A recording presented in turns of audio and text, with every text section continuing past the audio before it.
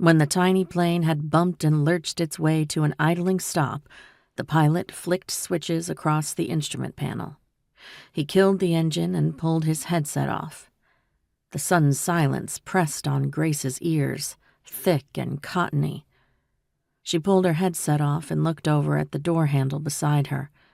It seemed very wrong that an airplane door should look like a car door from 1989, but she reached for the handle anyway and let herself out.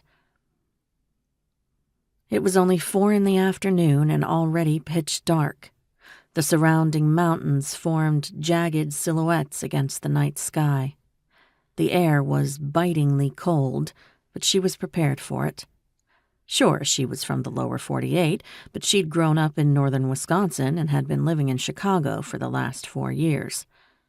Her blood was good and thick from decades of lake-effect snow, winter winds out of the Canadian prairies, and polar vortexes. She already owned good winter gear and knew how truly dangerous the cold could be. She wasn't going to embarrass herself on that front.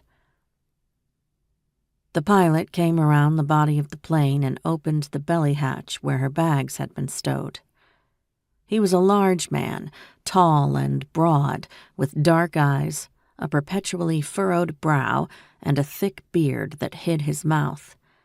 Despite the fact that he'd said less than a dozen words to her, Grace was certain he didn't like her. And yet, she just didn't care. The part of her that used to care about other people's opinions had shriveled to a rattling husk. Over the course of their 3-hour flight, he'd only spoken twice to her. First, to order her to buckle in and put on her headset, and then a second time when she'd asked him how long he'd been flying, and he'd tersely answered, "Long enough." She'd taken the hint and stopped trying to make conversation. "Thanks," Grace told him as he hauled her massive wheeled suitcase from the hatch. She moved to take it from him, but he held on, and with his other hand pulled out her other bag, a large canvas duffel.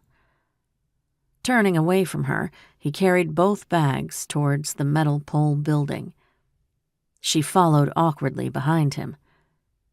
"You don't have to." "Get the door," he ordered. She felt a flare of annoyance so strong it froze her for a second. She hadn't felt anything strongly for such a long time. It was prickly and painful, like the feeling returning to frozen toes. When she realized the pilot was waiting, staring impatiently at her, she hurried past him and pulled open the heavy steel door on the pole building. Inside, fluorescent lights hummed, starkly illuminating raw walls with exposed 2x4s and yellow foam insulation. There was another airplane parked on the far side, a twin-prop plane larger than the single-engine plane she'd arrived in, but still a far cry from the commercial jets she was used to.